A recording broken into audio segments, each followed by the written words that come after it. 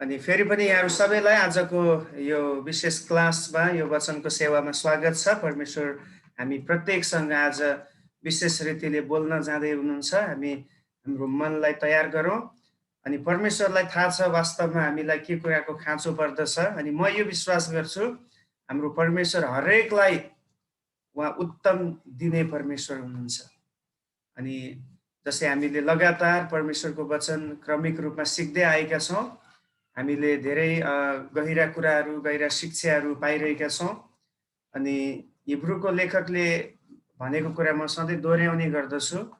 हामी चाहिँ केवल अबको समयमा दुध मात्र पिउने एउटा बालक लेभलको विश्वासी भन्दा पनि अब हामी चाहिँ चेलापनमा हुर्कनु पर्दछ। वास्तवमा प्रभुले चाहनु भएको चाहिँ विश्वासीको दर्जा मात्र उहाँले खोज्नु भएको होइन, तर उहाँले चाहिँ हामीबाट अपेक्षा गर्नुभएको कुरा चाहिँ चेलापनको कुरा हो। अनि एउटा चेला चाहिँ त्यो हो जसले परमेश्वरको वचनलाई स्पष्ट रूपमा चिनेको छ, बुझेको छ, सिकेको छ र त्यसलाई पालना गरेको छ। अनि यी दिनहरूमा हामी चाहिँ सिक्दैछौँ। यो चाहिँ एकदम साधारण होइन, तर एकदमै खदिलो भोजन हामी सिक्दैछौँ र म आशा गर्छु हामीले सिक्दै आएका कुराहरू सबैको लागि आशिषको कारण भएको छ। सो हामी आजको क्रमलाई यो क्लासलाई फेरि कन्टिन्यू गर्नेछौँ। म स्क्रिन यहाँको बिचमा सेयर गर्दैछु। ओके, हामीले गएको हप्ताहरूमा हेर्दै आएका थियौँ हामीले विश्वास गर्ने कुराहरू के हो, हाम्रो सिद्धान्त के हो, केही पोइन्टहरू केही टपिकहरू हामीले हेरिसकेका छौँ। परमेश्वर एक हुनुहुन्छ भन्ने विषयमा हामीले हेऱ्यौँ। त्यसै गरी हामीले हेरेका थियौँ कि येशू ख्रीष्ट परमेश्वरको पुत्र हुनुहुन्छ भन्ने कुरा हामी विश्वास गर्दछौँ, जबकि धेरैवटा झुटो शिक्षाले त्यो कुरा मान्दैन। त्यसै गरी हामीले पवित्र आत्मा परमेश्वर हुनुहुन्छ भनेर धेरैवटा एकदमै लगभग 6-7 हप्तासम्म हामीले त्यसैलाई फोकस गरेर विभिन्न पोइन्टहरूमा विभिन्न टपिकहरूमा हामीले हेऱ्यौँ। अनि उहाँ चाहिँ सृष्टिकर्ता हुनुहुन्छ, परमेश्वर स्वर्ग र पृथ्वीको सृष्टिकर्ता हुनुहुन्छ भनेर पनि हामीले हेऱ्यौँ। अनि त्यसै गरी गएको हप्ता हामीले पापको विषयमा हेरेका थियौँ। हामीले यो पनि मान्दछौँ कि संसारमा भएको सबै मानव जाति पापी छ र पापको ज्याला मृत्यु हो। सो आज हामीले अर्को एउटा हामीले विश्वास गर्ने हाम्रो सिद्धान्तलाई हेर्दाखेरि चाहिँ त्यो हो मुक्तिको सिद्धान्त। ओके, मुक्ति। यदि पाप छ भने पापको उपाय, पापबाट बाँच्ने उपाय पनि परमेश्वरले हाम्रो लागि दिनुभएको छ। अनि त्यो चाहिँ मुक्तिको उपाय हो। मुक्ति पाएर मात्रै हामी स्वर्ग राज्यमा प्रवेश गर्न सक्छौँ भन्ने कुरा हामी बाइबलमा देख्दछौँ। अब त्यसलाई अङ्ग्रेजीमा साल्भेसन भन्दछ। अनि ग्रिक भाषामा यो सबै ग्रिकबाट आएको कारणले एक दुईवटा ग्रिक शब्द मात्र तपाईँहरूलाई म सिकाउने कोसिस गर्दैछु। ग्रिक भाषामा मुक्तिलाई, उद्धारलाई सोटेरियोलोजी भन्दछ। सोटेरियोलोजी भन्नाले द डक्ट्रिन अफ साल्भेसन, उद्धार र मुक्तिको विषयमा भएको सिद्धान्तलाई चाहिँ यो भनिन्छ।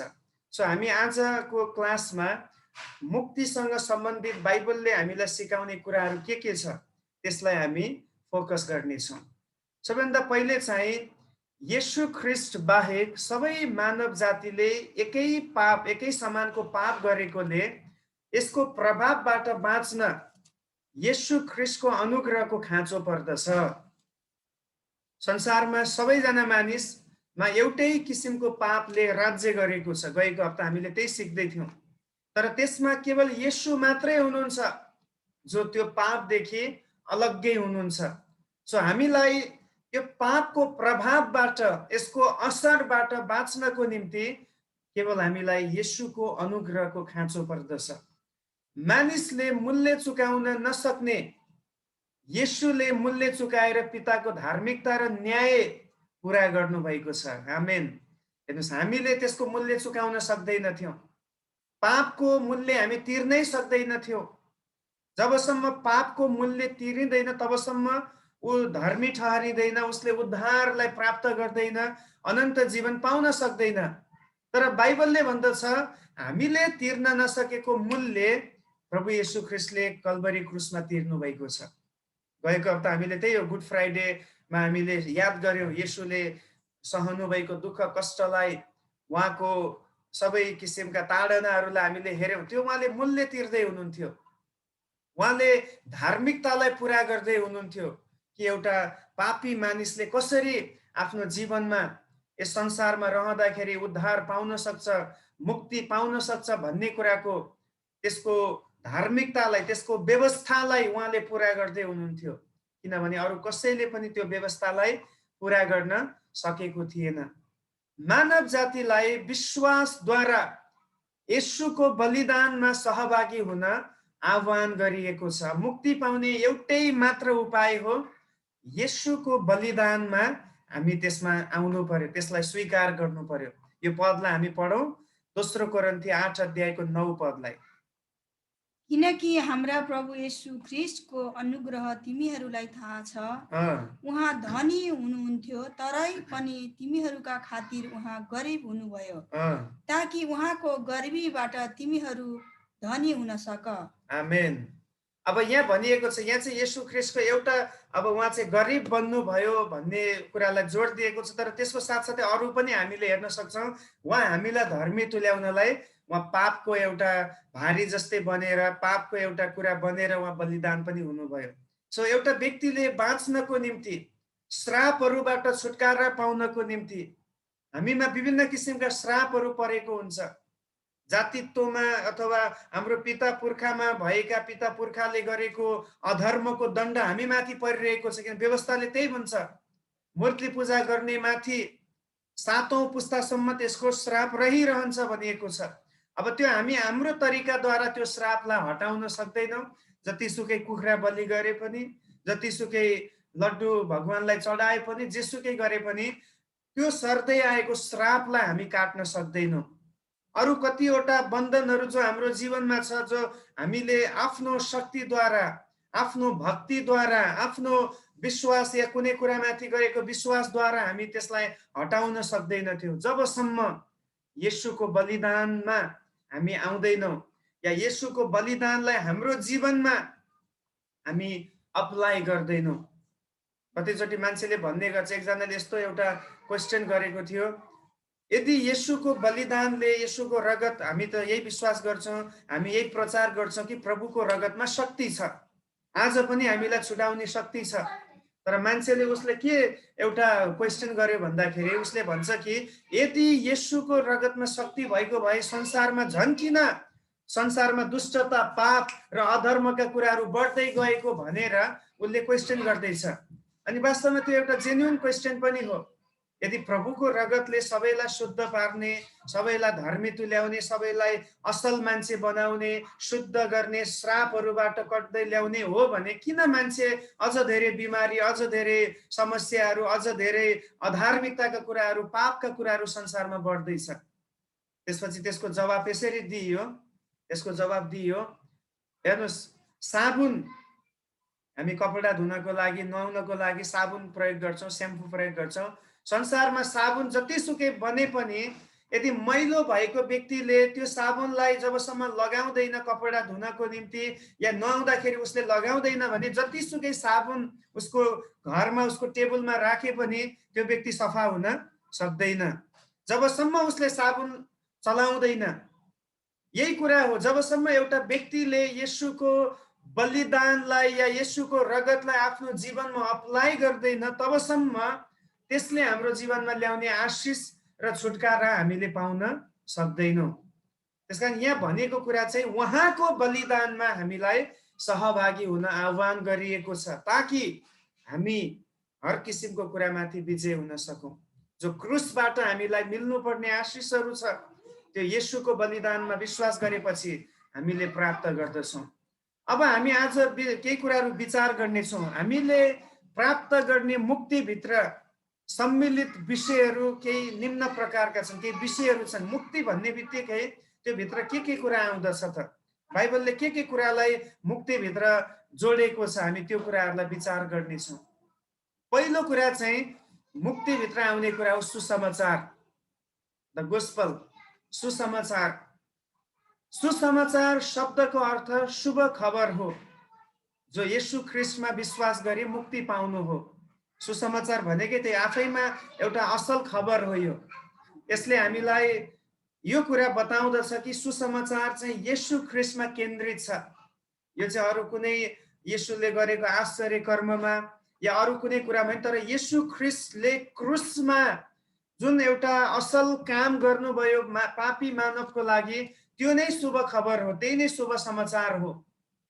अनि त्यो चाहिँ हामीलाई त्यो कुरामा विश्वास गर्नको लागि आह्वान गरिएको छ।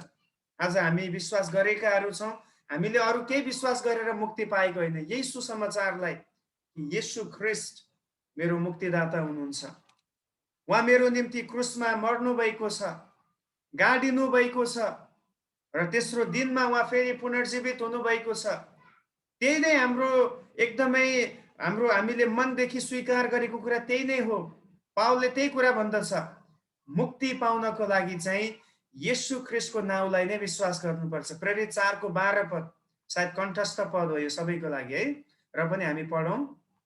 अरू कसैमा मुक्ति छैन, अरू कसैमा मुक्ति छैन, किनकि हामीले मुक्ति पाउनलाई स्वर्ग मुनि मानिसहरूमा अर्को कुनै नाउँ दिएको छैन। दिएकै छैन। हेर्नुहोस्, अरू कुनै पनि नाउँ छैन, एउटै मात्र नाउँ छ जसद्वारा मानिसले मुक्ति पाउन सक्छ। स्वर्ग र पृथ्वीमा मुक्ति दिने नाम येशू ख्रिस्टको नाम मात्रै छ। किन क्रिस्चियनहरूले या हामीले जहिले पनि मानिसहरूलाई येशूलाई विश्वास गर्नु भन्छौँ? किनभने अर्को कुनै नामै छैन। There is no other name to get salvation. मुक्ति पाउनलाई अर्को कुनै नामै छैन, एउटै मात्र नाउँ छ। अनि 16 अध्यायको 30 र 31 पद पनि, तिनीहरूले बाहिर ल्याएर उनले भने, उद्धार पाउनलाई मैले के गर्नुपर्छ? हेर्नुहोस् है, यो जेलरले सोध्दैछ पावललाई कि उद्धार पाउनलाई, मुक्ति पाउनलाई मैले के गर्नुपर्छ? अनि तिनीहरूले भने, प्रभु येशू ख्रिस्टमा विश्वास गर्नुहोस् र तपाईले उद्धार पाउनुहुनेछ, आमेन। तपाईँ र तपाईका परिवारले। यस, हेर्नुहोस् यहाँ भनिएको छ, यो दुईवटा पदहरूमा हामी के देख्छौँ? येशू ख्रिस्टमा विश्वास गर्नुहोस् भनेर तोकिएको छ। अरू कुनै पनि बाटो, अरू कुनै पनि मार्गलाई, नाउँलाई यहाँ बताइएको छैन। येशूलाई विश्वास गर्नुहोस्, मुक्ति पाउनुहुनेछ। अनि त्यो चाहिँ सुसमाचार हो।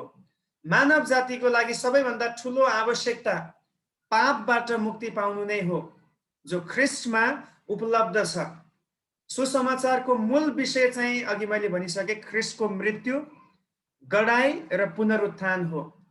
हैन, यो पदहरूमा हामीले हेर्यौँ भने पहिलो कोरिन्थी 15 को 3 र 4 पद, पहिलो कोरिन्थी 15 को 3 र 4 मा हामीले हेर्दाखेरि त्यहाँ लेखिएको छ, पावलले जहाँ पनि पावल गए उनले फोकस गरेको कुरा चाहिँ यही नै हो, ख्रिस्टको मृत्यु, उहाँको गडाई र उहाँको पुनरुत्थान।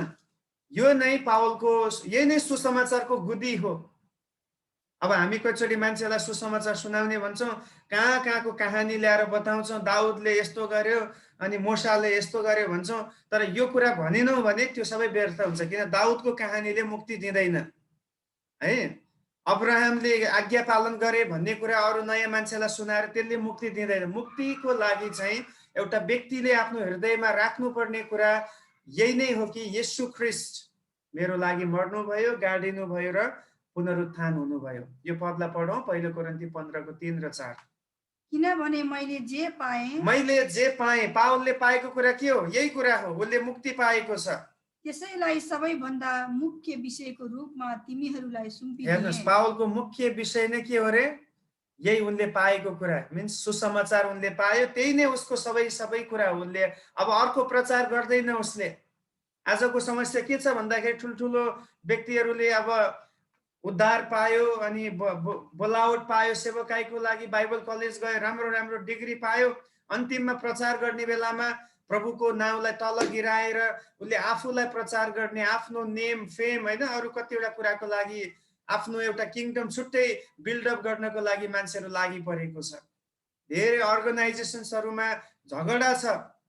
कतिवटा अर्गनाइजेसनहरूमा म छु, त्यहाँ समस्या छ। यस्तो लाग्छ कि अर्गनाइजेसनसँग रह्यो भने मेरै पो आत्मिक जीवन खलबल हुने हो कि भन्ने पनि लाग्छ कतिचोटि। लिडरहरूको बीचमा यस्तो डिसयुनिटी छ, लिडरहरूको बीचमा यति धेरै तानातान छ।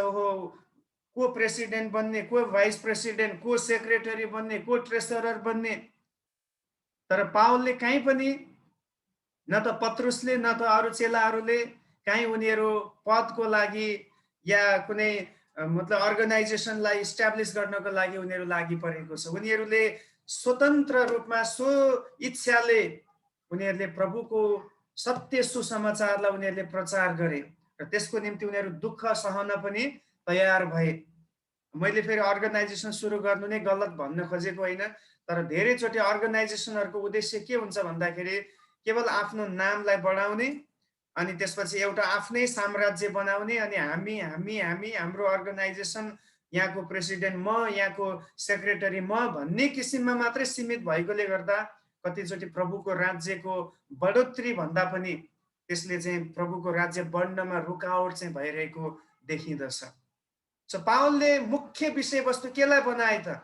अनि त्यसपछि अर्थात् पवित्र धर्मशास्त्र अनुसार ख्रीष्ट हाम्रा पापका निम्ति मर्नुभयो। पहिलो कुरा हेर्नुस् है, उनको प्रचारकै यही हो, बुद्धि नै यही हो, हाम्रो निम्ति येशू मर्नु भएको छ। येशू आउनुको उद्देश्य नै त्यही थियो। हामीले गुड फ्राइडेमा सिक्यौँ त्यो कुरा, किन येशू जन्मिनु भयो? क्रुसको निम्ति। सो उनले यसलाई फोकस गर्दैछन्। अनि त्यसपछि उहाँ गाडिनु भयो र पवित्र धर्मशास्त्र अनुसार तेस्रो दिनमा उहाँ पुनर्जीवित पारिनु भयो। परमेश्वरको इच्छा अनुसार, धर्मशास्त्र अनुसार उहाँ फेरि पुनर्जीवित पार्नु भयो। सो आज यही कुरा मान्छेको खाँचो हो। चमत्कारको बारेमा मान्छेलाई बताएर केही फाइदै छैन, किन चमत्कार चाहिँ कस्तो कुरा हुन्छ भने चमत्कार देखिसकेपछि केही समय मन तयार हुन्छ, फेरि पछि समस्या त आइहाल्छ। अब आज बिमारीबाट निको भयो, राम्रो कुरा हो, प्रभुले चङ्गाइदिनु भयो, तर फेरि अर्को वर्ष त अर्को बिमारी त लाग्छ संसारमा। त्यसमा कतिपल्ट मान्छेहरूले येशूलाई केवल एउटा डाक्टर, एउटा चङ्गाइदाताको रूपमा मात्र सीमित भयो भने चाहिँ के प्रब्लम हुन्छ भन्दाखेरि बिमारी त आएको आइगर्छ। त्यसकारण हाम्रो फोकस चाहिँ येशूलाई हामीले उहाँ असल शिक्षक, उहाँ एकदम चङ्गाइदिने चङ्गाइदाता, हाम्रो खाँचो पुरा गर्ने भन्ने भन्दा पनि हाम्रो उद्धारक हुनुहुन्छ, जसले हाम्रो पापबाट हामीलाई बचाउनु भएको छ भनेर त्यो गुदीलाई चाहिँ हामीले पक्रिनु पर्दछ। यो गुदी हामीले पक्र्यौँ भने चाहिँ अरू कुरा चाहिँ हाम्रो पछि पछि आउने कुराहरू हुन्। आशिषले हामीलाई पछ्याउने छ, धन सम्पत्ति हाम्रो पछि लाग्ने छ, चङ्गाइले हामीलाई पछ्याउने छ, हर किसिमको वरदानहरूले हामीलाई पछ्याउने छ। हामी यिनीहरूको पछि लाग्ने नै होइन। हाम्रो फोकस चाहिँ ख्रीष्टको क्रुस हुनुपर्दछ। त्यसकारण पावलले भन्दछ हामी चाहिँ ख्रीष्टको क्रुसमा हुनुभएको ख्रीष्टको प्रचार गर्दछौँ। We preach Christ crucified. क्रुसमा बलिदान हुनुभएको येशूलाई हामी प्रचार गर्छौँ। आज तपाईँ र मेरो प्रचार के छ? तपाईँको र मेरो मनभित्र हामीले के कुरालाई आश्रय दिइरहेका छौँ? सम्पूर्ण मानव जातिले मुक्ति पाएको परमेश्वर इच्छा गर्नुहुन्छ। मुक्ति के द्वारा छ? फेरि पनि येशूको मृत्यु, गडाइ र पुनरुत्थानद्वारा। अनि परमेश्वरको इच्छा छ कोही पनि नाश नहोस्, हरेक व्यक्तिले जीवन पाओस्। यो पदहरू तपाईँले पढ्नुपर्छ, पछि पनि पढ्नुहोस्। एउटा पद हामी पढि पनि हालौँ, पहिलो तिमोथी 2:4 पद पढौँ। यहाँ पावलले के भन्दैछन्? सबै मानिसहरूले मुक्ति पाउन र तिमीहरू सत्यको ज्ञानमा आउन् भन्ने इच्छा उहाँ गर्नुहुन्छ। हेर्नुहोस्, परमेश्वर के इच्छा गर्नुहुन्छ अरे? सबै मानिसले मुक्ति पाओस् र सत्यको ज्ञानमा आओस्। परमेश्वरको इच्छा यही मात्र, अरू केही छैन। परमेश्वरको इच्छा, परमेश्वरलाई यस संसारमा कुनै राज्य स्थापना गर्नु पनि छैन। उहाँ त अलरेडी राजा हुनुहुन्छ, सबै उहाँकै त हो। उहाँको एउटै मात्र इच्छा हो, कोही पनि नाश हुनु हुँदैन, हरेक व्यक्तिले अनन्त जीवन पाओस्, उहाँको राज्यमा प्रवेश गरोस्। त्यही नै परमेश्वरको अल्टिमेट इच्छा हो। दोस्रो पत्रुस 3:9 तपाईँले टिप्नुहोस्, पछि पढ्नु होला। यो पदहरूमा हामीले सिक्दाखेरि यी दुईटै पदहरूले भन्दछ कि प्रभुले चाहनु भएको कुरा चाहिँ सबैले उद्धार पाउनुपर्छ, अनन्त जीवन पाउनु पर्दछ। अब प्रभु त यो कुरा चाहनुहुन्छ, तपाईँ र म कतिको चाहन्छौँ? प्रभुले यो काम तपाईँलाई र मलाई जिम्मा दिनुभएको छ। हामी बाँचेका छौँ, प्रेज द लर्ड, प्रभुलाई स्तुति होस्। तर आज प्रभुको मनसँग हाम्रो मन कतिको मिलेको छ? प्रभुले चाहनुहुने कुरा हामी चाहन्छौँ कि चाहँदैनौँ? हामीले आज यो बोझ हामीले लिनु पर्दछ। यदि परमेश्वरको मन हामीभित्र आयो भने हामी पनि नाश भएकाहरूप्रति चिन्तित हुनेछौँ र हामी चुपो लागेर बस्न सक्दैनौँ। एउटा उद्धार पाएको व्यक्तिको मुख कहिले बन्द हुन सक्दैन। उसले जसलाई भेट्दछ केही न केही रीतिले कुनै न कुनै तरिकाद्वारा बोलेर हुन्छ कि केही गर्देर हुन्छ कि उसलाई हाँस्देर हुन्छ कि कसरी सहायता गरेर हुन्छ, कसरी हुन्छ एउटा उद्धार पाएको व्यक्तिले नाश भएको व्यक्तिलाई बचाउन नै ऊ समर्पित हुने गर्दछ। अनि आज यदि तपाईँ र म पनि परमेश्वरको जस्तै मन लिएर अगाडि बढ्यौँ भने निश्चय नै स्वर्गमा हाम्रो कारणले धेरै व्यक्तिहरूले प्रवेश पाउनेछ। हालेलुया। र बाइबलले भन्छ जब हामी स्वर्ग पुग्नेछौँ त्यो बेलामा हाम्रो मुकुट भनेकै हामीले उद्धारमा ल्याएको, हामीले बचाएको व्यक्तिहरू हुनेछ। पावलले त्यही भन्छ थेसलोनिकीको मण्डलीलाई, तिमीहरू नै मेरो मुकुट हौ। मेरो मुकुट चाहिँ धन सम्पत्ति या मैले प्राप्त गरेको चिजबिज होइन, तर मेरो मुकुट चाहिँ तिमीहरू हो, किन तिमीहरू अनन्तसम्म स्वर्गमा हुनेछौ। कति असल कुरा हो जब तपाईँले बचाएको आत्मा स्वर्गमा जानेछ, परमेश्वरको अगाडि हुनेछ, त्यो कति एउटा गर्वको कुरा हुनेछ। त्यसकारण आज हामी पनि परमेश्वरको मन जस्तै हामी बनाऊ, प्रभु हाम्रो मानिसहरूले मुक्ति पाउनुपर्छ। सो पहिलो कुरा चाहिँ मुक्तिभित्र आउने पहिलो कुरा हो सुसमाचार। सुसमाचार चाहिँ के हो? येशूको मृत्यु, गडाई र पुनरुत्थान हो। दोस्रो कुरा मुक्तिभित्र आउने विषय अनुग्रह, द ग्रेस अफ गड, परमेश्वरको अनुग्रह। अब अनुग्रहको अर्थ हामीले आर्जन गर्न नसकेको वा पाउन योग्य नभएको कुरा हामीलाई दिइयो भन्ने हुन्छ। हेर्नुहोस् है, अब यसको डेफिनेसन हामी सबैले सिक्दै आएको छौँ। हामी जे कुरा पाउन सक्दैनथ्यौँ, जे कुरालाई हामीले प्राप्त गर्न अवस्थामा हामी थिएनौँ, योग्य थिएनौँ, त्यो कुराहरूलाई हामीले सित्तैमा पाउनु, विदाउट कस्ट, विदाउट इफोर्ट हामीले त्यसलाई पाएका छौँ, त्यही नै अनुग्रह हो। अनि एफिसी 2को 8 र 9 पद हामी पढ्नेछौँ। एफिसी 2को 8 र 9 पदमा पावलले भन्दछ, अनुग्रहको विषयमा व्याख्या गरेको छ। किनभने अनुग्रहबाट विश्वासद्वारा तिमीहरूले उद्धार पाएका छौ, र यो तिमीहरू आफैबाट होइन, यो तिमीहरू आफैबाट होइन, यो त परमेश्वरको वरदान हो, कर्महरूद्वारा होइन, नत्र त मानिसहरूले घमण्ड गर्नेछ। हेर्नुहोस् पावलले यहाँ के भन्दैछ, यही हो हाम्रो उद्धार भित्र आउने कुरा। हामीले मैले गर्दाखेरि पाएँ भन्ने कुरै छैन यसमा। त्यसमा कोही पनि परमेश्वरको अगाडि के हुन सक्दैन, घमण्डी बन्नै सक्दैन। यदि मैले गरेर पाएको भएदेखि हामी परमेश्वरको अगाडि पनि भन्न सक्थ्यौँ, प्रभु यो त मेरो कारणले भएको हो। तर यहाँ चाहिँ सबै कुरा भनिएको छ, स्पष्ट बताइएको छ कि अनुग्रहद्वारा, अनुग्रहबाट विश्वासद्वारा तिमीहरूले उद्धार पाएका छौ। तिमीहरूको काम, तिमीहरूको कुनै इफोर्ट यहाँ छँदै छैन। त्यसकारण हामीले पाउन नसक्ने कुरा हामीले पाएका छौँ। त्यसकारण एउटा क्रिस्चियन हरेक समय परमेश्वरको अगाडि धन्यवादी किन हुनुपर्छ? किनभने हामीले जीवन पाएका छौँ। आमेन। सायद अरू संसारका कुनै कुरा हामीले सोचे जस्तो सबै कुरा पाउला या नपाउला त्यो अलग कुरा हो। तर कतिचोटि हामीलाई गाह्रो पर्छ, प्रभु कसरी तपाईँलाई धन्यवाद दिने, के को लागि धन्यवाद दिने भनेर हामी अल्लमल्ल पर्छौँ। कतिचोटि मनै तयार हुँदैन। तर याद गर्नुहोस्, हरेक दिन तपाईँले र मैले धन्यवाद दिने पहिलो कारणै हो उहाँले हामीलाई अनन्त जीवन दिनुभएको छ। र यो चाहिँ अरू आशिषहरूको तुलनामा योभन्दा यो बराबरको आशिष केही पनि छैन। संसारको आशिष चाहिँ प्रभुलाई चिन्नेले पनि पाउँछ, नचिन्नेले पनि पाउँछ। रुपियाँ पैसा संसारको मान्छेले पनि पाउँछ, प्रभुको मान्छेले पनि पाउँछ। चङ्गाई सबैले पाउँछ, क्रिस्चियनले पनि पाउँछ, नन क्रिस्चियनले पनि पाउँछ।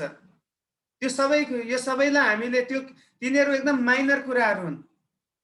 हामीले प्रभुलाई आराधना गर्नु, उहाँलाई प्रशंसा गर्नुपर्ने पहिलो कारण तपाईँ मेरो उद्धारक हुनुहुन्छ, तपाईँले मलाई पाउनु नपर्ने कुरा तपाईँले मलाई दिनुभएको छ।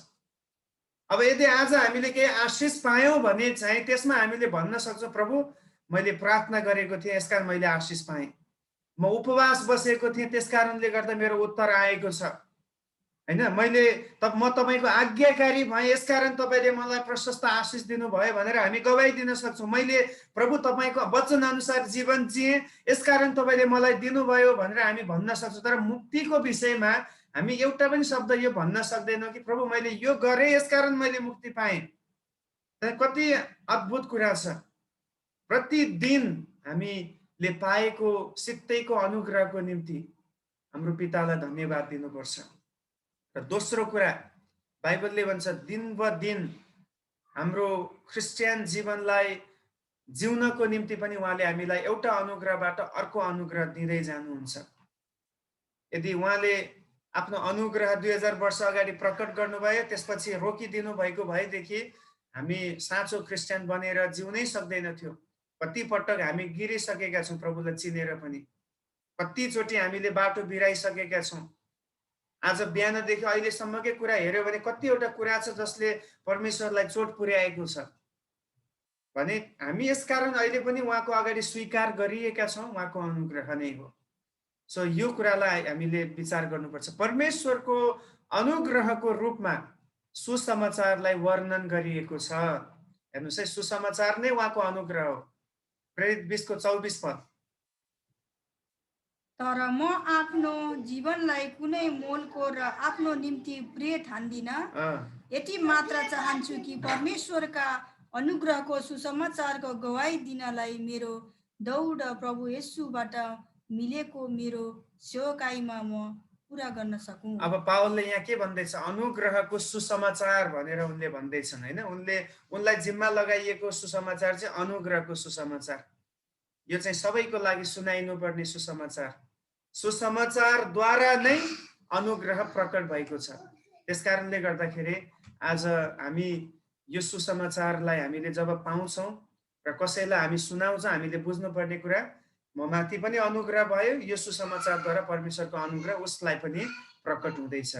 येशू ख्रीष्ट स्वयं नै मानव जातिको लागि अनुग्रहको नमुना हुनुभयो। हेर्नुहोस् है, येशू ख्रीष्ट संसारमा आउनु नै उहाँ अनुग्रह हो। यूहन्ना 1 अध्यायको 14 देखि 17 पदमा, यूहन्ना 1 को 14 देखि 17 मा यहाँ यसरी लेखिएको छ, म यसलाई पढ्नेछु। यहाँ भनिएको छ, हेर्नुहोस् है, अनि वचन देहधारी हुनुभयो र अनुग्रह र सत्यताले, हेर्नुहोस् है यहाँ चलाएको शब्द, पहिलो चाहिँ अनुग्रह र सत्यताले पूर्ण भई हाम्रा बीचमा वास गर्नुभयो। हामीले उहाँको महिमा देख्यौं, जुन महिमा पिताबाट आउनु भएको एकमात्र पुत्रको जस्तो थियो। त्यसपछि 15 पद, यूहन्नाले उहाँको विषयमा गवाही दिँदै उच्च स्वरले भने, उहाँ त्यही व्यक्ति हुनुहुन्छ जसको विषयमा मैले भने, म पछि आउनुहुने मभन्दा उच्च हुनुहुन्छ, किनभने उहाँ मभन्दा अघिबाटै हुनुहुन्थ्यो। उहाँको फेरि अनुग्रह, उहाँका अनुग्रहको पूर्णताबाट हामीले एउटा अनुग्रहमाथि अर्को अनुग्रह पाएका छौँ। किनभने व्यवस्था मूसाद्वारा दियो, अनुग्रह र सत्यता चाहिँ येशू ख्रीष्टद्वारा आए। आमेन। सो येशू आउनु नै हाम्रो लागि अनुग्रह हो, किनभने हामीले पाउन नसक्ने कुरा येशू आउनु भएको छ। हामीले जतिसुकै यहाँ जे गरे पनि येशूलाई हामी तल ल्याउन सक्दैनथ्यौँ। परमेश्वरले मानव जातिको निम्ति उपहार स्वरूप आफ्नो पुत्रलाई दिनुभयो। त्यही हो यूहन्ना 3 को 16 मा, God loved the world that he gave his only begotten son. उहाँले आफ्नो एकलौटे पुत्रलाई दिनुभएको छ। त्यही हो अनुग्रह भनेकै। र यहाँ पनि हामीले पढे, एउटा अनुग्रहबाट अर्को अनुग्रह उहाँले दिनुहुन्छ। उहाँ अनुग्रह बनेर आउनुभयो, दिन दिनको जीवनमा उहाँले अनुग्रह देखाउनु भयो मानिसहरूलाई, क्रुसमा मर्नुभयो, अनुग्रह त्यहाँ प्रकट भयो, र आज पनि प्रतिदिन उहाँलाई विश्वास गर्नेहरूको निम्ति नयाँ अनुग्रह उहाँले दिइरहनु हुँदछ।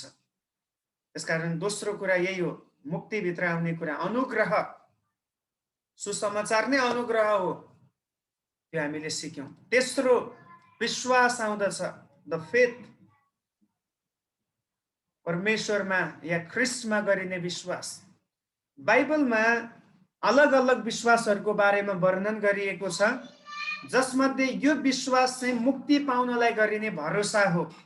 ओके, विश्वासको धेरैवटा डेफिनेसन बाइबलमा हामी पाउँछौँ, तर यहाँ चाहिँ मुक्ति पाउनको लागि गरिने विश्वास चाहिँ येशू ख्रीष्टमाथि हामीले पूर्ण भरोसा गर्दछौँ कि उहाँ आउनु भएको हो, उहाँ मारिनु भएको हो, उहाँ गाडिनु भएको र फेरि पुनरुत्थान हुनुभएको भन्ने कुरालाई हामी भर परेर त्यसमाथि हामी भरोसा गर्दछौँ। त्यो नै विश्वास हो। हाम्रो आँखाले देखेको छैन है। अब यसो आएको कुरा सबै हामीले वचनमा सुन्छौँ, वचनमा पढ्ने मात्रै, हामीले कसैले पनि 2000 वर्ष अगाडि यसोलाई देखेनौँ हैन। तर अब सधैँ मैले भन्ने कुरा देखेर विश्वास हुने नै होइन, देखेको कुरा त देखिगयो नि हैन। अघि कसैले भन्दै हुनुहुन्थ्यो, भोलिको कुरा हामीले आजै देख्यो भने त फेरि त्यहाँ के को आशा, के को विश्वास, के को भरोसा, त्यो त थाहा पाइसकेको छ। दोस्रो कुरा, यदि परमेश्वरले हामीलाई भोलिको बारेमा देखाउनु भयो भने हामी भोलिको जीवन जिउन पनि चाहँदैनौँ होला। किन भोलि त दुःख छ, केही कष्ट आउँछ, बिमारी आउँछ। याद गर्नुहोस्, आजै परमेश्वरले भन्यो तँलाई यो बिमारी आउँछ भोलि, या तँ यहाँनिर यो समस्या आउँछ भने कसले त्यो कुरालाई स्वीकार गर्छ? होइन प्रभु मलाई चाहिँदैन भनेर हामी भाग्ने कोसिस गर्छौँ। सो परमेश्वरले कहिले पनि हामीलाई हाम्रो भोलि देखाउनुहुन्न, परमेश्वरले त्यो चाहिँ उहाँको हातमा नै राख्नुहुन्छ। र दोस्रो कुरा, हाम्रो भोलि चाहिँ शैतानलाई पनि थाहा छैन। जबसम्म त्यो प्रकट हुँदैन तबसम्म शैतानले पनि, किन शैतानले कसैको नि मनभित्र के छ भन्ने कुरा जान्न सक्दैन।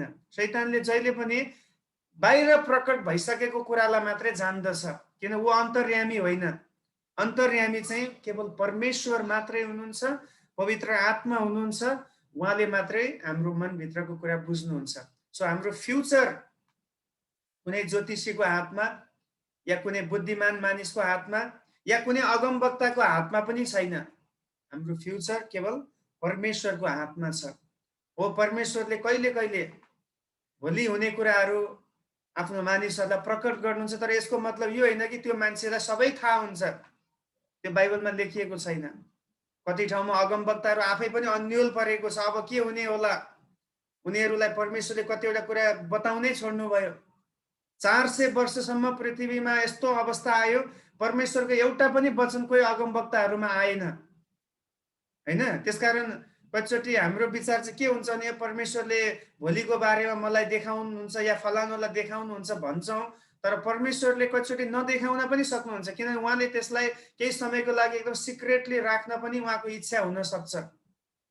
त्यसकारणले हामीले भोलिको कुराहरूलाई अहिले जान्दैनौँ, तर नजाने तापनि त्यसलाई भरोसा गर्नु नै विश्वास हो। उदाहरणको लागि कतिचोटि घाम उदाइसकेको हुन्छ 12 बजे दिउँसोको, होइन 12 बजे घाम त उदाएको छ, तर आएर बादलले ढाकिदियो।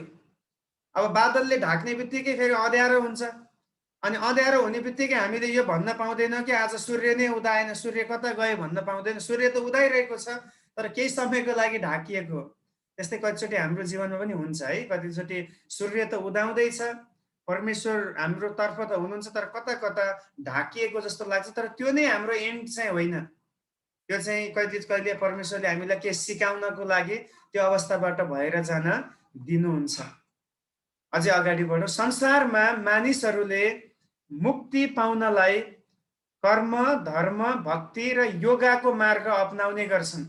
हेर्नुहोस् है, यहाँ मैले यसलाई विशेष हाइलाइट गरेको छु। 4वटा मार्ग के पाउनलाई भन्दा, मुक्ति पाउनलाई, बाँच्नलाई, उद्धार पाउनलाई। पहिलो चाहिँ कर्मको मार्ग, कर्म भनेको असल काम गर्यो भने मोक्ष पाइन्छ भन्ने कुरा। दोस्रो धर्मको मार्ग, जति हामीले ईश्वरलाई खुसी तुल्यायौँ, जति भक्ति गर्यौँ, जति हामीले धर्म गर्यौँ, त्यति हाम्रो पाप कटौती हुँदै जान्छ भन्ने मार्ग।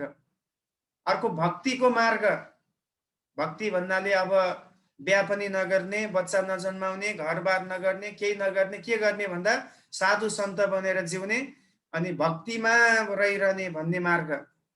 अनि अहिले नयाँ थपिएको चाहिँ योगा। योगा एकदमै खतरनाक कुरा हो। हेर्दाखेरि यसलाई लाग्छ कि यो एउटा फिजिकल एउटा एक्सर्साइज यसमा देखिन्छ।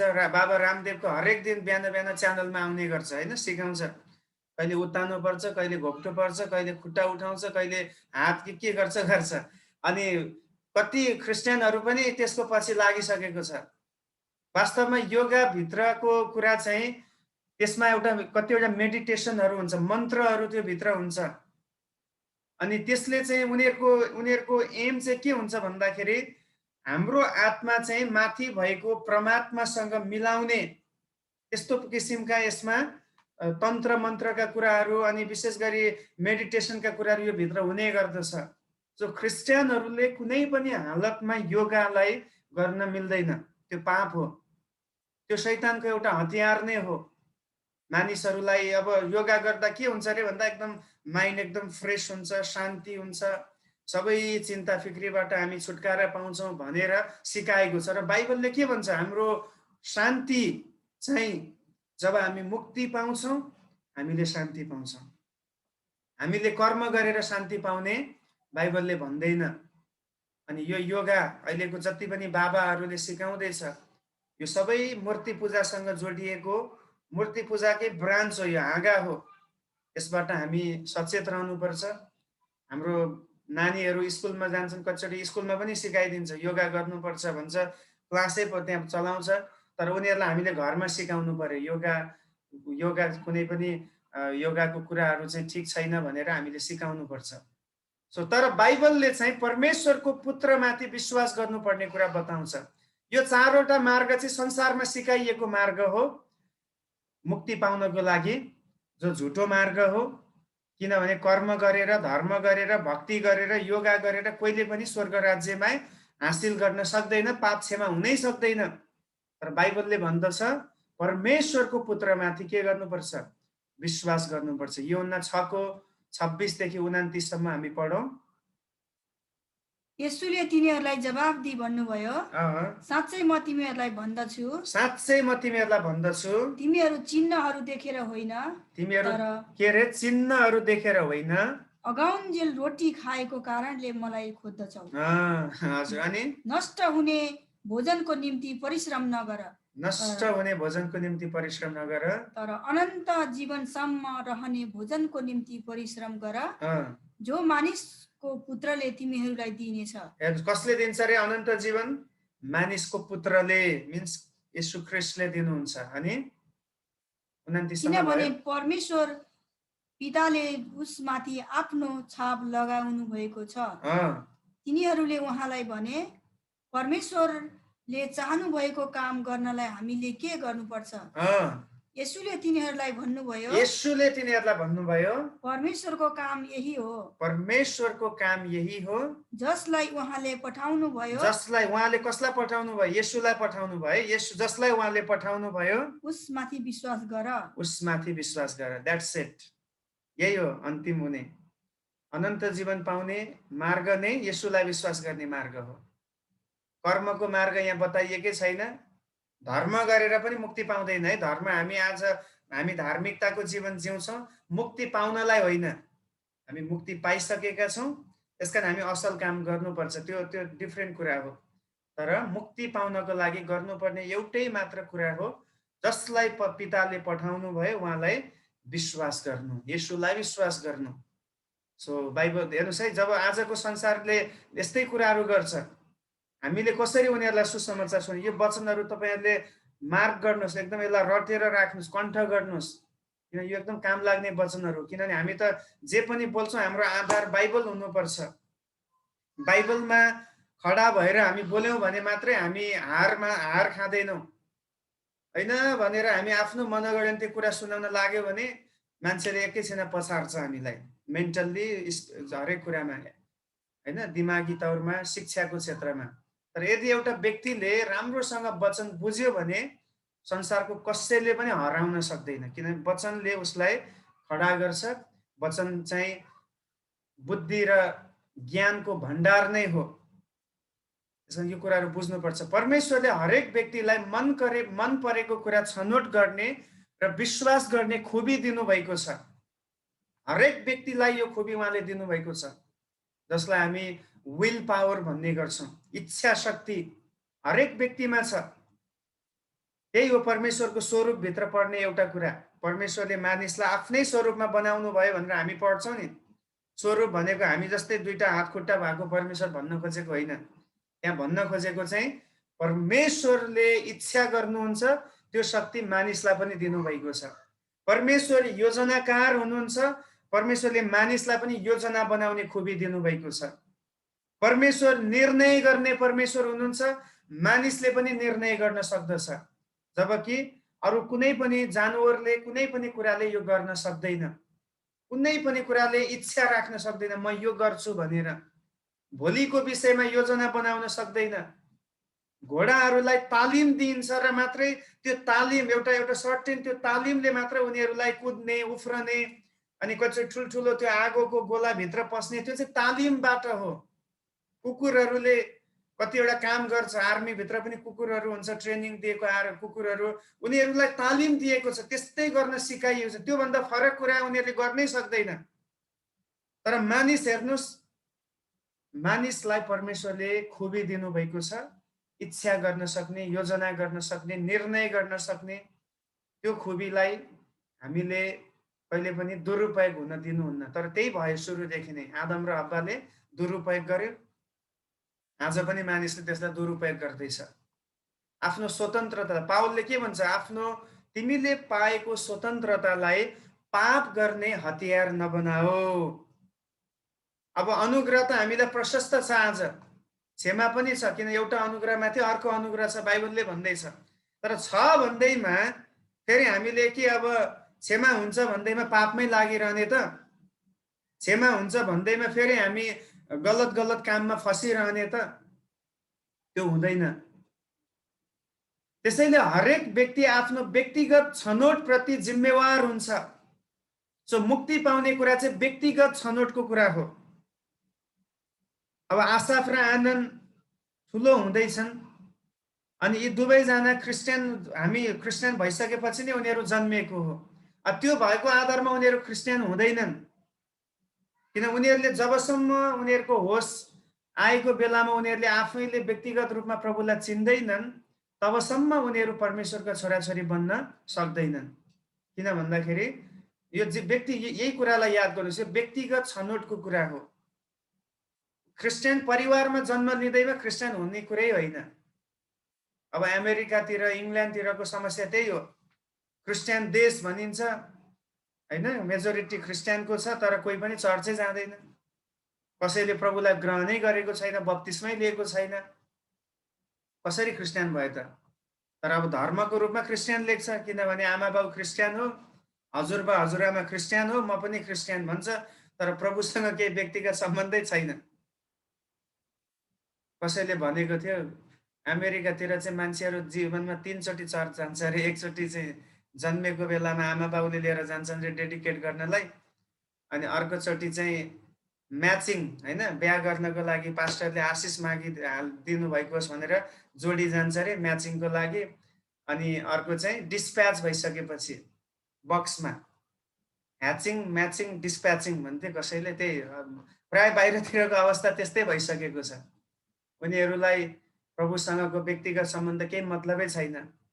जति पनि आज छाडापनका कुराहरू छन्, यी सबै कुराहरू ती देशहरूबाट विकसित हुँदै हुँदै अहिले कति धेरै संसारमा पाप फैलिरहेको छ। हेर्नुहोस्, प्रभु क्रिस्चियन लेखाउनेहरूले यो कुरा गर्दैछ। सो एउटा व्यक्तिले आफैले आफ्नो इच्छालाई लगाएर, आफ्नो विश्वास प्रभुमा राखेर जबसम्म उसले छनौट गर्दैन, तबसम्म त्यो व्यक्तिले मुक्ति पाउन सक्दैन। जसले ख्रिस्टलाई रोज्दैन त्यसले परमेश्वरको विरुद्धमा जान रोजेको हुन्छ। है, यहाँ एउटा अलग कुरा आएको छ। जसले येशूलाई चुन्दैन त्यसले पापै गरेको हुन्छ अरे। अब पाप भनेको गलत गर्नु मात्र पाप होइन, तर गर्नुपर्ने कुरा नगर्नु पनि के हो? पाप नै हो। त्यसमा जसले येशूलाई मुक्तिदाता भनेर चिनेर सुनेर पनि विश्वास गर्दैन, हठी बनाउँछ हृदयलाई, उसले परमेश्वरको विरुद्धमा जानलाई उसले रोजेको हुन्छ। मत्ती 12:30 पद पढौँ। जो मेरो साथ छैन त्यो मेरो विरुद्धमा छ, र जसले मसँग बटुल्दैन त्यसले छरपष्ट पार्छ। हेर्नुहोस्, येशूले के भयो? एकदम गजबको सिद्धान्त छ है। जो मेरो साथ छैन त्यसले के गर्छ अरे? त्यो मेरो विरुद्धमा छ। त्यो मेरो विरोधमा छ। या त हामी साथमा हुन सक्छौँ या त विरोधमै हुन सक्छ। हामी न्युट्रलमा रहनै सक्दैनौँ होइन। यहाँनिर यही कुरा बाइबलले सिकाउँदैछ, या तिमी मेरो सेवा गर या तिमी संसारमै बस। तिमी यो दुई धारे जीवन या दुई प्रकारको जीवन जिउनै सक्दैनौ, किन उहाँसँग भयो भने मात्रै उहाँको निम्ति हामी काम गर्न सक्छौँ र उहाँको इच्छा पुरा हुन सक्छ। त्यसमा उहाँले भन्नुभएको कुरा, जसले मसँग बटुल्दैन त्यसले के गर्छ? छरपष्ट गर्ने काम गर्छ भने। अब आज यो तपाईँको र मेरो लागि पनि च्यालेन्ज हो। हामीले प्रभुलाई चिन्यौँ, प्रभुको सत्य जानेका छौँ, बप्तिस्मा लियौँ, उद्धार पायौँ, पवित्र आत्माको भरिपूरीलाई अनुभव गर्यौँ, तर हामी कसको निम्ति बटुल्दैछौँ? अनि कोसँग मिलेर काम गर्दैछौँ? एउटा च्यालेन्ज हो है। यूहन्ना 3:18 पद, जसले उहाँमाथि विश्वास गर्छ जसले उहाँमाथि विश्वास गर्छ त्यो दोषी ठहरिँदैन, त्यो दोषी ठहरिँदैन।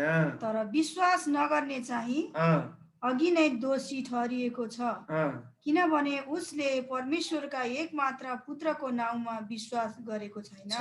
भनेपछि विश्वास नगर्नेहरू सबै दोषी ठहरिनेछन्। जतिसुकै धर्म कर्म गरोस्, यसुलाई नमान्नेहरू दोषी भइसकेको छ। जतिसुकै राजा महाराजा होस्, यदि यसुलाई विश्वास गरेन भने उनीहरूमाथि दोष लाग्नेछ। भनेपछि मुक्तिभित्र पर्ने दोस्रो पोइन्ट के हो भन्दाखेरि विश्वास। अनि यो चाहिँ हरेक व्यक्तिले इन्डिभिजुअल्ली आफ्नो स्वेच्छाले गर्नुपर्ने कुरा हो। तेस्रो कुरा, मुक्तिभित्र आउने कुरा पश्चाताप। पश्चाताप पश्चातापको अर्थ मन परिवर्तन गर्नु भन्ने हुन्छ। हरेक व्यक्तिले ख्रिस्टमा मन फिराएको परमेश्वर चाहनुहुन्छ है। अघि नै पनि यो वचन पढिसक्यो हामीले। परमेश्वरको इच्छा नै यही हो कि हरेक व्यक्तिले आफ्नो मन फिराएर उहाँको चरणमा आओस्। यो पदलाई पढौँ। दोस्रो पत्रुस 3:9 वचनलाई हामी पढौँ। यहाँ पत्रुसले के भन्दैछन्?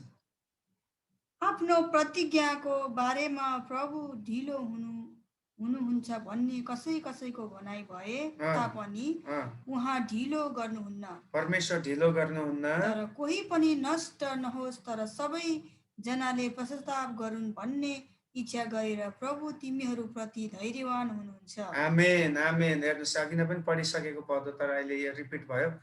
कोही पनि नाश नहोस्, तर सबैले मन फिराएर फर्कियोस् भन्ने उद्देश्यले उहाँ अहिलेसम्म धैर्यवान हुनुहुन्छ अरे। परमेश्वरले धैर्य राख्नु भएको छ।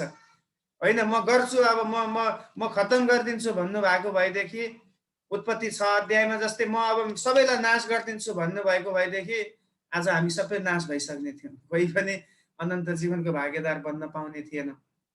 आज धन्यवाद दिनुपर्ने कुरा, प्रभु धन्यवाद, तपाईँ धैर्यवान हुनुभयो, तपाईँले सघाउनु भयो हामीलाई, ताकि हामी फर्केर आउन सकौँ। अनि कति मान्छेले चाहिँ परमेश्वर धैर्यवान हुनुहुन्छ भनेर त्यसको फाइदा पनि उठाउन खोज्छ है। परमेश्वरले जे गरे पनि क्षमा गर्नुहुन्छ, जे गरे पनि हामीलाई प्रेम नै गर्नुहुन्छ भनेर लापरवाही जीवन जेको जै छ। वचन सुन्दा उसलाई लाग्छ मैले पश्चाताप गर्नुपर्छ, तर फेरि सोच्छ होइन अस्तिना पनि त मैले गरेको प्रभुले मलाई सम्हाल्नु भयो, दण्ड दिनु भएन, के भयो त, फेरि यस्तै चल्छ भनेर फेरि ऊ त्यसैमा लागि परेको हुन्छ। परमेश्वरको धैर्यतालाई हामीले तुच्छ जान्नु पनि हुँदैन।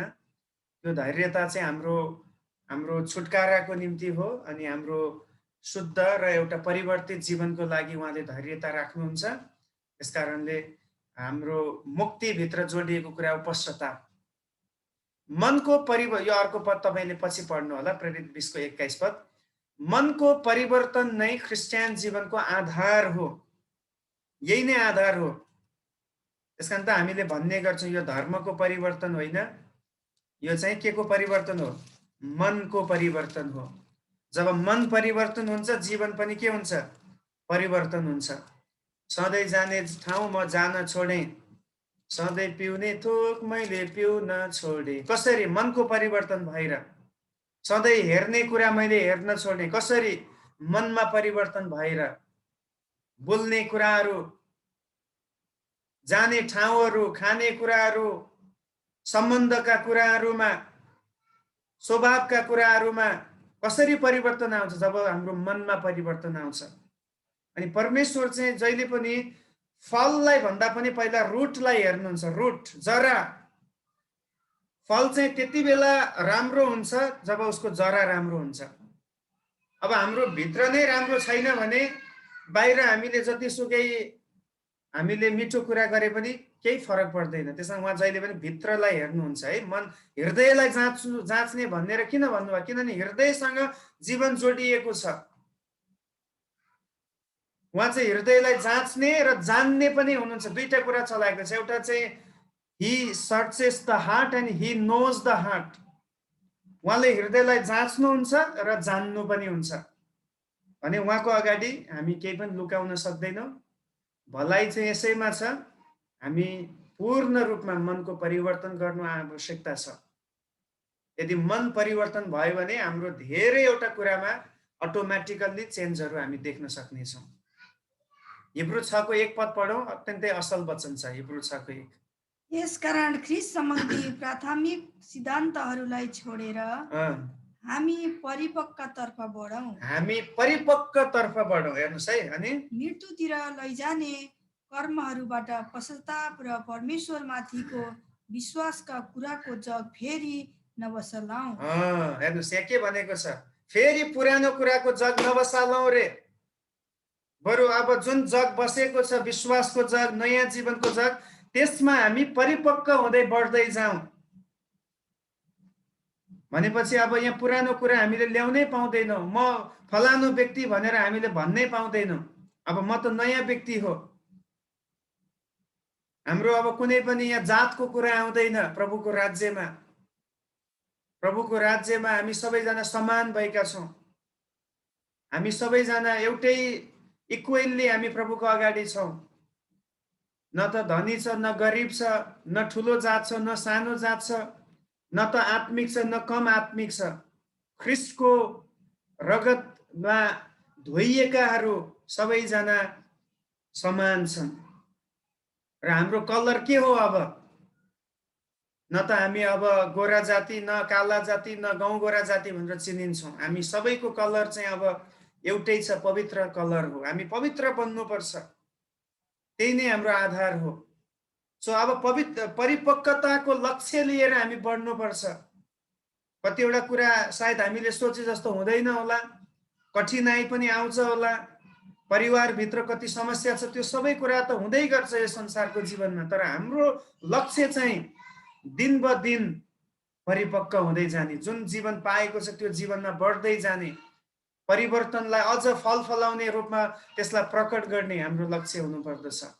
हामीले सत्य हो भनेर विश्वास गरेको कुरा जब असत्य ठहर हुन्छ र जब पाप हो भनी महसुस नगरेका कुरा पाप भनेर महसुस हुन्छ, त्यो समयमा पनि हामीले पश्चाताप गरी मनलाई बदल्नुपर्छ। अब यो कतिजनाले बुझ्नुभयो, तपाईँले ध्यान दिएर बुझ्नुहोस् यो कुरा। जुन कुरालाई हामीले सत्य भनेर हाम्रो दिमागले मानेको थियो, जब पछि हामीले थाहा पायौँ वचनको आधारमा कि त्यो चाहिँ झुटो हो, र जुन कुरालाई हामीले पाप भनेर सम्झेकै थिएनौँ, पछि हामीलाई आँखा खोल्यो वचनको कारणले कि त्यो चाहिँ पाप हो, त्यो समयमा पनि हामीले ती कुराहरूलाई छोड्नै पर्दछ, पश्चाताप गर्नै पर्दछ। अब पश्चातापको अर्थ फेरि धेरैचोटि हामीले कस्तो बनाएको छ भने गुवा प्रभुको अगाडि रुनु अनि आँखाबाट आँसु झारेपछि पश्चाताप भयो भनेर सम्झिन्छ। त्यो त्यति मात्र होइन पश्चाताप भनेको। त्यो चाहिँ तपाईँलाई एउटा गिल्ट कन्सियस हुँदैछ, मैले गल्ती गरेँ भनेर तपाईँ परमेश्वरको अगाडि रुँदै हुनुहुन्छ। त्यसपछि नेक्स्ट तपाईँ के गर्नुहुन्छ? त्यसलाई छोडेर नयाँ चाल चल्नु पर्यो। त्यही हो पश्चाताप भनेकै। गाडी चलाउँदाखेरि यु टर्न लिन्छ नि, जुन बाटो गएको छ त्यो दिशालाई छोडेर यु टर्न लिनु भने जस्तै हो। हाम्रो पश्चाताप चाहिँ धेरैचोटि के छ भने रुने कराउनेमा, अनि प्रभु मैले गल्ती गरेँ भनेर त्यो भन्न एक्सेप्ट चाहिँ गर्छौँ। वी एक्सेप्ट आवर मिस्टेक्स, हामी हाम्रो गल्तीलाई चाहिँ मानिलिन्छौँ, तर छोड्न चाहिँ तयार छैनौँ है। अनि त्यो चाहिँ पश्चातापको बाइबलले पश्चाताप होइन। मत्ती 3 को 8 मा येशूले भन्नुभयो, पश्चाताप सुहाउँदो फल फलाओ।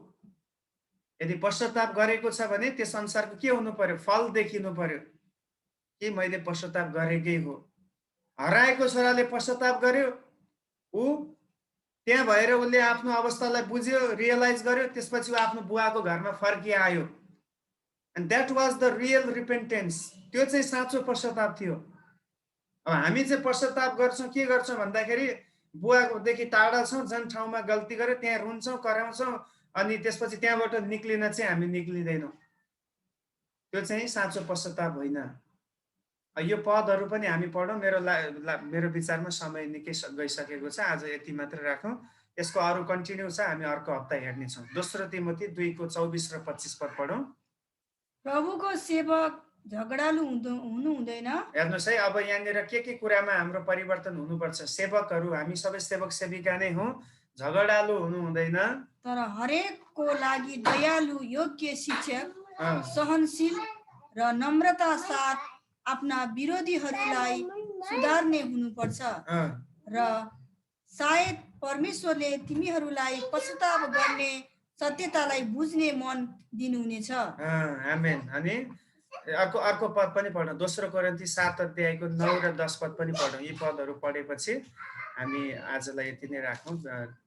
समय सकिसक्यो, कतिको नेट प्याक पनि सकिन्छ, त्यही कारणले अरू हामी नेक्स्टमा हेर्नेछौँ अरू पोइन्टहरू। दोस्रो कोरिन्थी 7 अध्यायको 9 र 10।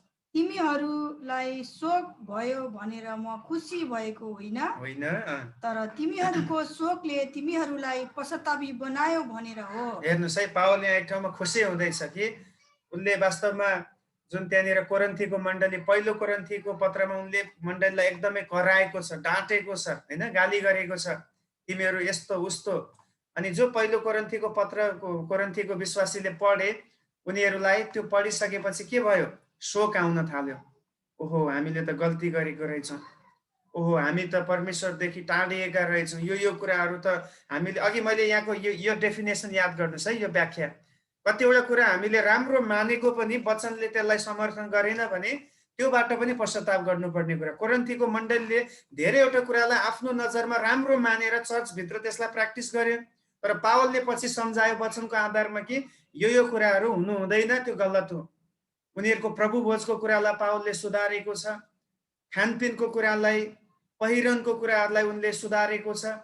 जब त्यो कुरा सुने उनीहरूमा शोक आयो रे, अनि त्यो शोक आउनु चाहिँ उनीहरूको भलाइको लागि भनेर पावलले भन्दैछ, किन त्यो शोकले उनीहरूलाई कता डोर्यायो? पश्चातापतिर डोर्यायो। त्यो कतिचोटि पास्टरले कडा प्रचार गर्यो भने शोक आउँछ, तर विश्वास गर्नुहोस् त्यो भलाइकै लागि हुन्छ। तपाईँलाई शोक आएपछि, तपाईँलाई चिन्ता आएपछि त तपाईँले त्यसलाई सिरियसली लिनुहुन्छ। त्यसलाई कहिले कहिले कडा शब्द आयो भने त्यो पनि पश्चातापको लागि या हामीलाई सुधार्नको लागि आउँदैछ भनेर हामीले सोच्नु पर्दछ है। अनि त्यसपछि किनभने तिमीहरूले ईश्वरीय शोकको अनुभव गर्यौ, तिमीहरूले ईश्वरीय शोकको अनुभव गर्यौ, र हामी तर्फबाट तिमीहरूले केही नोक्सानी सहनु परेन। र हामी तर्फबाट तिमीहरूले केही नोक्सानी सहनु परेन। कोरिन्थीको मण्डलीलाई उनले यहाँ उत्साह गरिदिँदैछन् कि तिमीहरूले आफैले ईश्वरीय शोकलाई तिमीहरूले पायौ, त्यसकारणले फेरि हामीले तिमीलाई कडा रूपमा भन्नु परेन, केही हामीले तिमीलाई आएर कराउनु परेन त्यो ठाउँमा आएर।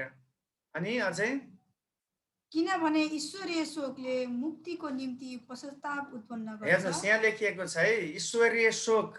जब बाइबल पढ्दाखेरि तपाईँलाई यसले घोच्छ, यसले काट्छ, यो चाहिँ यसलाई तपाईँ ईश्वरीय शोकको रूपमा लिनुहोस्। यसले के गर्छ अरे? ईश्वरीय शोकले तिमीहरूलाई पश्चातापतिर डोर्याउँछ अनि गर्छ र त्यसमा पछुतो हुँदैन। त्यसमा पछुतो हुँदैन। तर संसारिक शोकले भने मृत्यु उत्पन्न गर्छ। हेर्नुहोस्, तर संसारिक शोकले चाहिँ के गर्छ अरे? मृत्यु उत्पन्न गर्छ। भनेपछि अब हामीले के बुझ्नु पर्यो? दुई किसिमका शोकहरू रहेछन् होइन। एउटा चाहिँ सांसारिक शोक, त्यसले चाहिँ मृत्युतिर लैजान्छ। शोक भएपछि, चिन्ता फिक्री भएपछि अब त्यसै डिप्रेसन भयो, त्यतिकै ऊ एक्लोपनको फिलिङ हुन थाल्यो, उसलाई महसुस हुन थाल्यो, अन्तिममा उसले गलत कदमहरू उठाउने गर्छ र उसले आफ्नो जीवन खतम गर्दछ। र जसले ईश्वरीय शोकलाई लिन्छ, ईश्वरीय शोक भनेको के हो? पाप प्रति कायल हुने हृदय, म सुध्रिनु पर्छ भन्ने आफूमा बोझ आउने कुरा, आफ्नो गल्तीहरू देख्दाखेरि त्यसबाट फर्किनलाई इच्छा राख्ने कुरा ईश्वरीय शोकभित्र आउँदछ। जब त्यो आउँछ त्यसले तपाईँलाई जीवनतर्फ डोर्याउँछ। एउटा व्यक्तिले जीवन पाउने आधार नै पश्चाताप हो। अब तीनटा मुख्य कुरा हामीले हेर्यौँ, एउटा चाहिँ अनुग्रह, अनि सुसमाचार, विश्वास। अब सुसमाचार, अनुग्रह र विश्वास, यो तीनैवटा कुरा यो पश्चातापसँग जोडिएको छ। अब प्रभु आउनुभयो अनुग्रह बनेर, सुसमाचार हामीले सुन्यौँ, अनि हाम्रो मनमा त्यो लाग्दछ कि हामीले यसलाई विश्वास गर्नुपर्छ, तर जीवनमा केही पनि परिवर्तन छैन, पश्चाताप गरेकै छैन भने केही फाइदा छैन। अघि मैले भने जसरी हाम्रो फोहोर कपडालाई जबसम्म हामी साबुन लगाएर धुँदैनौँ तबसम्म त्यो सफा हुन सक्दैन। येशूले त मुक्तिको काम 2000 वर्ष अगाडि पुरा गरिसक्नु भएको छ। त्यसकारण त उहाँले भन्नुभयो अब सिद्धियो। अब त्यो सिद्धिएको कुरालाई हामीले कसरी हाम्रो जीवनमा प्राप्त गर्ने या कसरी त्यो हाम्रो जीवनमा काम लाग्छ भन्दाखेरि जब हामी पश्चाताप गर्छौँ, जब हामी ईश्वरीय शोकमा जान्छौँ, जब हामी पवित्र आत्माले कायल पार्नु भए अनुसार पश्चाताप गरेर उहाँमा फर्किन्छौँ, हाम्रो मार्गलाई हामीले बदल्छौँ, तब त्यो चाहिँ त्यो अनुग्रह, त्यो सुसमाचार, त्यो विश्वास हाम्रो जीवनमा क्रियाशील हुँदछ। आउनुहोस् आज हामीले यस वचनमा सिकेको जस्तै प्रभुलाई हामीले धन्यवाद दिनुपर्छ। परमेश्वरले नै हाम्रो उद्धार र मुक्तिको निम्ति योजना बनाउनु भयो। मानिसले प्राप्त गर्न नसक्ने र मानिसले आफ्नो सोचभन्दा बाहिरको धेरै माथि, बियोन्ड अफ आवर एक्सपेक्टेसन्स, हाम्रो एक्सपेक्टेसन भन्दा धेरै माथिको कुरा परमेश्वरले आफ्नो पुत्रद्वारा हामीलाई सित्तैमा दिनुभएको छ। हामी किन उहाँलाई एकछिन धन्यवाद नदिने? प्रभु, तपाईँले मलाई बचाउनु भयो, तपाईँ मेरो उद्धारक हुनुहुन्छ र दिन बदिन प्रभु पश्चाताप गरेर मनको परिवर्तनमा जीवन जिउनलाई तपाईँ मलाई सहायता गर्नुहोस् भनेर हामी आजको यो वचनको आधारमा प्रार्थना गर्न सक्छौँ। आउनुहोस् हामी प्रार्थना